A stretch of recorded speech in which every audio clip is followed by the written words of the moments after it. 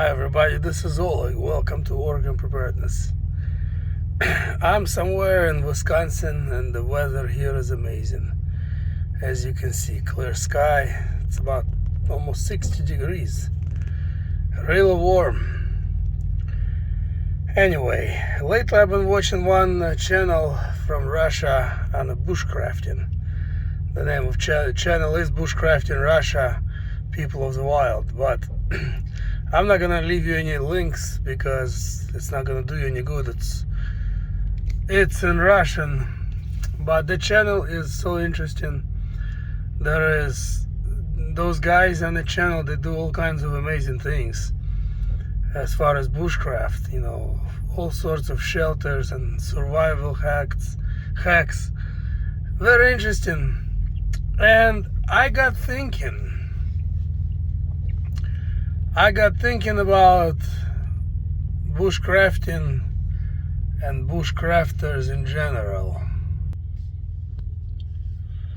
I started to think how many people are good enough to be bushcrafters among us in our society.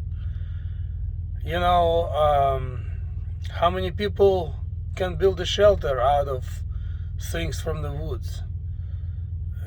How many people can provide food, and so on and so forth?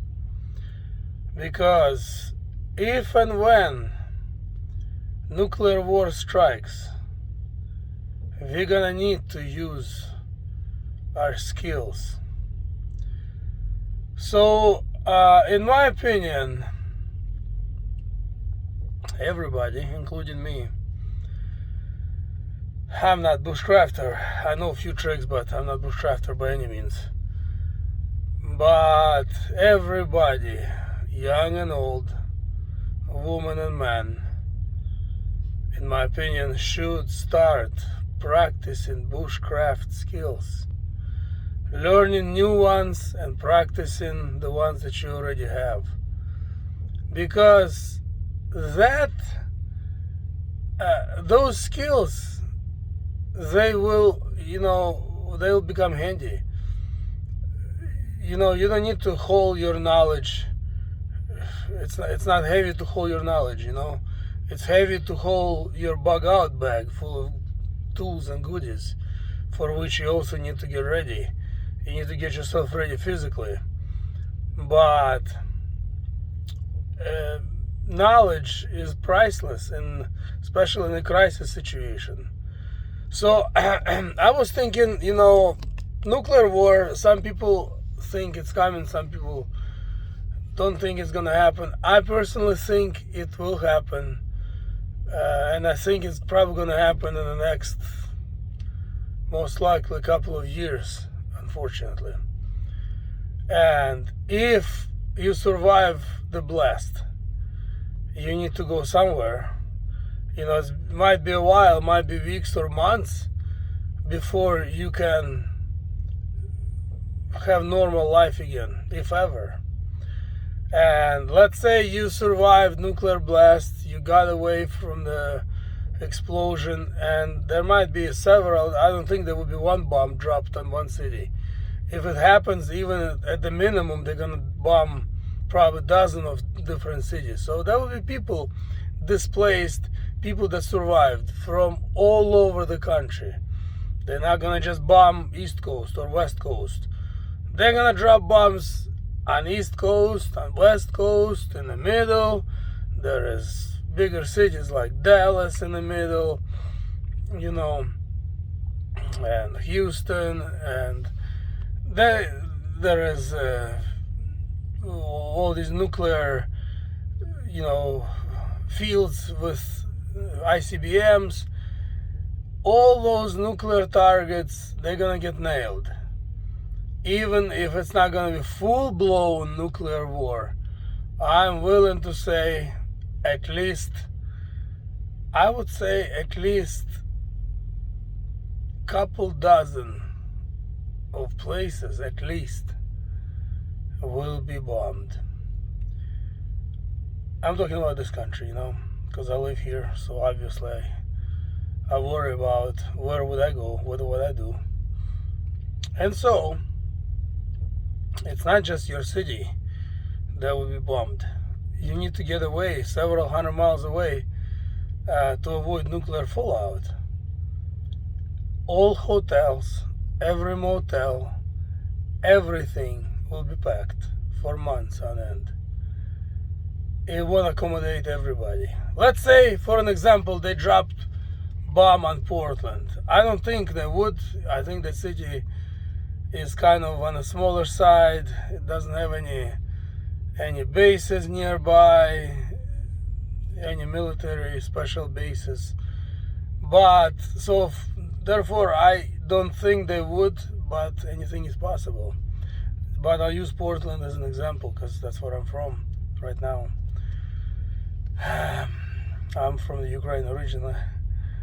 But let's say they dropped just one bomb on Portland, let's say, for an example. Portland greater area is 1.5 million. People that survived all that 1.5 million is gonna try to get away from Portland. 1.5 million, imagine. And now multiply that by 20 or 30, because some people, like New York, has probably 10 million people. I'm not sure, but probably pretty close, maybe more. So there will be people all over the place. People will bug out from, let's say, Portland to eastern Oregon, to southern Oregon, Oregon coast, everywhere. And everybody's gonna try to survive. Everybody's gonna try to take motels, hotels. They won't care. They're gonna charge their credit cards and make bankruptcies later. But people gonna try to get those places. And what about people who have no place to go? Okay, some of them will survive in their RVs. That's a really good option. If you can, get to where you want to go, because there could be numerous roadblocks, and I'm not talking about any kind of military roadblocks. I'm just talking about basic roadblock from disaster. Could be from weather, could be from shockwave, could be from whatever.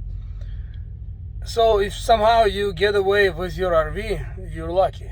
I actually like that more than hotel, because you're most likely away from everybody. You're just by yourself and make it happen, and you have a roof over your head. But what about if you survived nuclear blast, you got away in your car, you have 2 or 3 kids in your car, so sleeping in the car is not really an option. You need to have a shelter.